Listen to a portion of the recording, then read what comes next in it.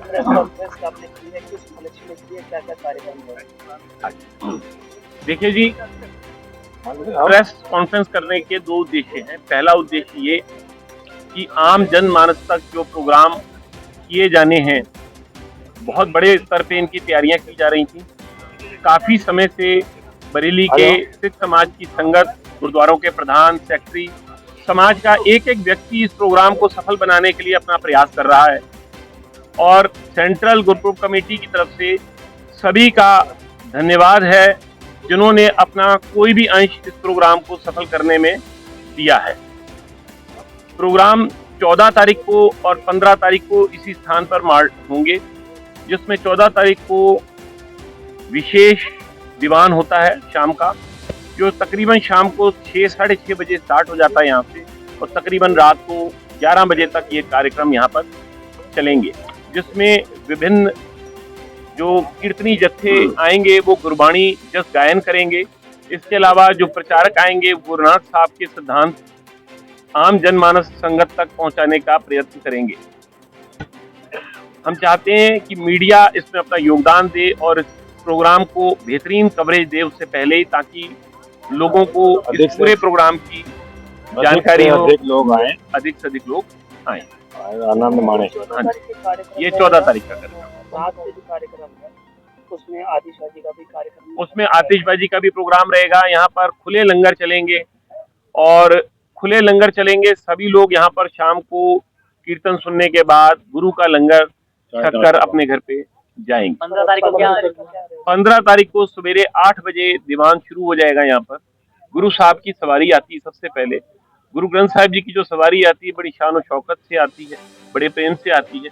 उसके बाद यहाँ पर कीर्तन शुरू हो जाता है, आरंभ हो जाता है और कीर्तन लगातार चलता रहता है। विभिन्न जो यहाँ की संस्थाएं हैं, वो चाहे सिख मिशनरी कॉलेज है, चाहे अखंड कीर्तनी जत्था है, या और बहुत सारी संस्थाएं हैं जो अपने अपने बच्चों के साथ यहाँ या बड़ों के साथ प्रोग्राम पेश करती हैं। बहुत सुंदर ब्लड बैंक वगैरह यहाँ पर लगेगा। विभिन्न यहाँ पर बहुत सारे स्टॉल्स लगते हैं। इसके अलावा आई का एक हॉस्पिटल यहाँ पर एक लगेगा कैंप, जिसके अंदर आई डोनेट करने के लिए हम लोगों को प्रेरित करेंगे कि हमारे जीते जी तो हम एक कुदरत के जो है रंग देखते ही हैं, हमारे के जाने के बाद भी हमारी आंखों से कोई दूसरा व्यक्ति जीवन के रंग देख सके। तो कुछ बहुत सारे सोशल एक्टिविटीज हैं जो यहाँ पर रहेंगी। हम यहाँ पर प्रेरणा करता है सेंट्रल ग्रुप कमेटी सबको कि हमारे प्रधान साहब का बहुत विशेष ये रहता है कि हम लोग ब्लड अधिक से अधिक जो है वो डोनेट करें, ताकि जो थैलेसीमिया के जो मरीज हैं या और जो ऐसे मरीज हैं जिनको खून की जरूरत होती है और जिनके लिए ब्लड जो है वो जीवन रक्षक है, तो उनके लिए जो है वो ब्लड की व्यवस्था हो सके। इसके अलावा भी यहाँ पर कुछ हेल्थ, ये सारी चीजें निःशुल्क रहेंगी और हमारा मेन उद्देश्य यही है कि गुरु नानक साहब का जो सिद्धांत है, प्रेम से हमने कैसे लोगों के साथ रहना है, सेवा करनी है, वो मुख्य रखते हुए सारे प्रोग्राम किए जाएंगे। प्रोग्राम चलता है इसमें प्रसाद में जो सभी जाते हैं। हाँ जी, हमारा ये गुरु नानक साहब का देखिए यही खूबसूरती है गुरु नानक साहब के घर की, कि गुरु नानक साहब के घर में कोई जात, कोई भेद, कोई धर्म, इसका कोई मतलब ही नहीं। गुरु नानक साहब का जो सिद्धांत है, मानस की जात सब एक के पहचान वो, अवल अल्लाह नूर पाया कुदरत के, एक नूर से सब जो उपजा कौन भले वो बंदे। हमारा जो केंद्रीय स्थान है अमृतसर साहिब, जिसके 4 दरवाजे रखने का उद्देश्य यही था। 4 दरवाजे रखे इसीलिए गए कि हर धर्म, हर जाति, हर मजहब, हर वर्ण के लिए वो दरवाजे खुले हुए हैं। जात पात इंसान का बनाया हुआ है, ईश्वर का बनाया हुआ नहीं। मिशनरी कॉलेज का जोन इंचार्ज, जैसा कि दुनिया में बहुत सारे रहबर हुए हैं और सब अपने अपने रहबर जितने भी हुए उन्होंने लोगों को अच्छे सिद्धांत दृढ़ कराए हैं, सच बोलने का, लोगों की सेवा करने का, दया का, धर्म का। लेकिन गुरु नानक पातशाह एक ऐसे रहबर हुए हैं जिन्हें सबका कॉमन रहबर होने का मान प्राप्त है।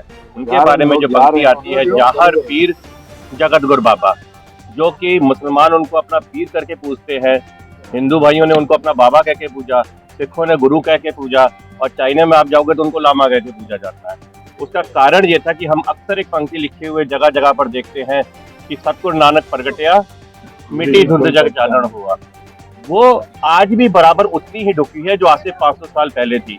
वो जो मिट्टी धुंध है, वो धुंध जो है वो लोगों के जो मस्तिष्क पे द्वेष की, ईर्ष्या की, इस तरीके के जो भाव थे वो जो जमी हुई थी, जब गुरु प्रकट हुआ, गुरु ने ज्ञान का बाढ़ मारा लोगों को ऊपर, वो जो अंधविश्वास एक धर्म के नाम पे पनप चुके थे, ऊंच नीच जात पात के जो जो भेदभाव थे, उस सबको दूर करके लोगों को एक प्लेटफॉर्म पे ले आए।